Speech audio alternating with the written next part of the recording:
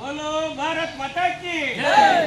बोलो भारत माता। ಗುಬ್ಬಿ ಕಂಬೀರಹಟ್ಟಿ ಗ್ರಾಮದಲ್ಲಿ ಕುಡಿಯುವ ನೀರಿಗಾಗಿ ಹಾಹಾಕಾರವಿದ್ದು ಇತ್ತ ತಿರುಗಿ ನೋಡದ ಅಧಿಕಾರಿಗಳು. ಈ ಗ್ರಾಮದ ಜನ ಕುಡಿಯುವ ನೀರಿಗಾಗಿ ಬೇರೊಂದು ಗ್ರಾಮದಿಂದ ನೀರು ತಂದು ಕುಡಿಯುವಂತಹ ತೊಂದರೆ ಉಂಟಾಗಿದೆ. ತಾಲೂಕಿನ ಕಡಬ ಹೋಬಳಿ ಕಂಬೀರಹಟ್ಟಿ ಗ್ರಾಮದ ಜನರು ತಮ್ಮ ಗ್ರಾಮದಲ್ಲಿ ಜೆಜೆಎಂ ಕಾಮಗಾರಿಯನ್ನ ಗ್ರಾಮೀಣ ಕುಡಿಯುವ ನೀರು ಮತ್ತು ನೈರ್ಮಲ್ಯ ಇಲಾಖೆಯಿಂದ ಅನುಷ್ಠಾನಗೊಳಿಸಿರುವ ಮನೆ ಮನೆ ಗಂಗೆ ನಳ ಸಂಪರ್ಕ ಯೋಜನೆಯ ಅಡಿಯಲ್ಲಿ ಈ ಗ್ರಾಮದಲ್ಲಿ ಬೋರ್ವೆಲ್ ಅನ್ನ ಈಗಾಗಲೇ ಕೊರೆಸಲಾಗಿದ್ದು ಅದಕ್ಕೆ ಪಂಪು ಮತ್ತು ಮೋಟಾರ್ ಅಳವಡಿಸಿ ನೀರು ಪೂರೈಕೆ ಮಾಡಲು ಮುಂದಾದಾಗ ಖಾಸಗಿ ವ್ಯಕ್ತಿಯೊಬ್ಬರು ಕೆಲಸವನ್ನ ತಡೆಹಿಡಿದಿದ್ದು ಈ ಬೋರ್ವೆಲ್ ನಮಗೆ ಸೇರಬೇಕಾಗಿತ್ತು ಎಂದು ಗಲಾಟೆ ಮಾಡಿ ವಿದ್ಯುತ್ ತಂತಿಯನ್ನ ಕತ್ತರಿಸಿಕೊಂಡು ವಿದ್ಯುತ್ ತಂತಿ ಹಾಗೂ ಜಿಐ ಪೈಪ್ ಅನ್ನ ಕಿತ್ತುಕೊಂಡು ಮೋಟಾರ್ನ ಸ್ಟಾರ್ಟರ್ ಬಾಕ್ಸ್ ಅನ್ನ ಕೂಡ ಹೊಡೆದು ಹಾಕಲು ಮುಂದಾಗಿದ್ದಾರೆ ಎಂದು ಗ್ರಾಮದ ಮುಖ್ಯಸ್ಥ ಜುಂಜೇಗೌಡ, ಸಹಾಯಕ ಕಾರ್ಯಪಾಲಕ ಅಭಿಯಂತರ, ಗ್ರಾಮೀಣ ಕುಡಿಯುವ ನೀರು ಮತ್ತು ನೈರ್ಮಲ್ಯ ಇಲಾಖೆ ಮುಂದೆ ಪ್ರತಿಭಟನೆ ನಡೆಸಿ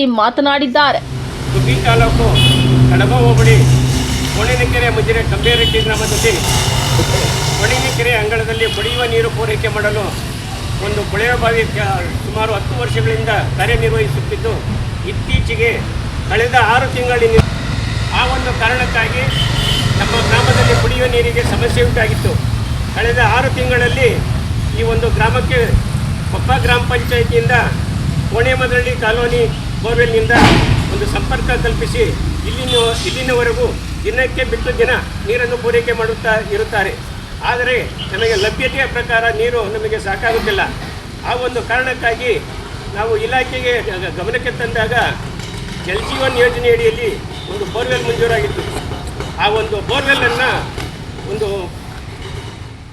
ಗ್ರಾಮದ ವೃದ್ಧೆ ಕರಿಯಮ್ಮ ಮಾತನಾಡಿ, ನಾವು ವಯಸ್ಸಾದವರು ಪಕ್ಕದ ಊರಿಗೆ ಹೋಗಿ ನೀರು ತರುವ ಶಕ್ತಿ ನಮಗೆ ಇಲ್ಲ. ನಮಗೆ ಅಡುಗೆ ಮಾಡಲು, ಬಟ್ಟೆ ಒಗೆಯಲು ನೀರಿಲ್ಲ.